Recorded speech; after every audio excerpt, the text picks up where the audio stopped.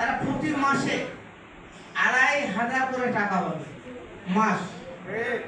তাহলে সরকার বলেছে প্রত্যেকটা ঘরে ঘরে ফ্যামিলি কার্ড যাবে, কিন্তু আরেকটা পক্ষ বলতেছে দেশই চলে না, আবার এত টাকা সরকার দিলে এটা ভাও দামি ছাড়া আর কিছুই নয়। বলে নাই এখনো বলতেছে না? আমি গতকাল রাতে শুয়েছি, স্বপ্নে দেখছি আপনাদের এই গঙ্গাপুরে কেন একজন বলতেছে রোজা থাকে, রোজা তো ইফতারের পর তো রোজা শেষ ভঙ্গ হয়, রোজা ইফতারের আগে কি রোজা ভঙ্গ হয়? রোজা থাকে বলতেছে বিএনপি কারচুপি করে সরকার গঠন করেছে, জনগণের ভোটে বিএনপি আসে নাই। এ কথা গতকালকে কে যেন বলেছে, আমি স্বপ্নে দেখেছি, আমি নাম বলবো না।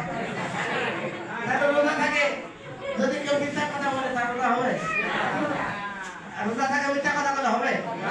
আপনারা যারা ভোট দিতেন কারচুপি হয়েছে? যদি কারচুপি হতো তাহলে গঙ্গাপুরে তো আমরাই জিততাম। গঙ্গাপুরে আমরাই জিততাম যদি কারচুপি হতো, তাই না?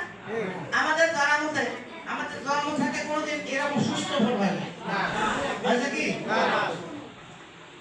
যাই হোক, আমি যে কথা বলতেছিলাম সেটি হলো উন্নয়ন যদি আমরা অর্জন করতে চাই, আজকে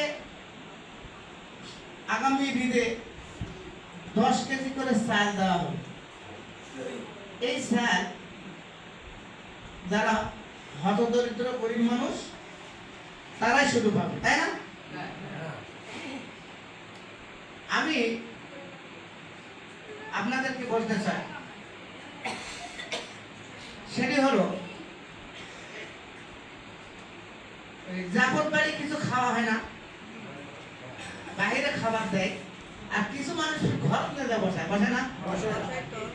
বাইরে যাদেরকে খরার মধ্যে উঠানের মধ্যে খাওয়ায় আর ঘরের মধ্যে যাদেরকে খাওয়া দেয়, এই দুই খাওয়া কি এক আছে?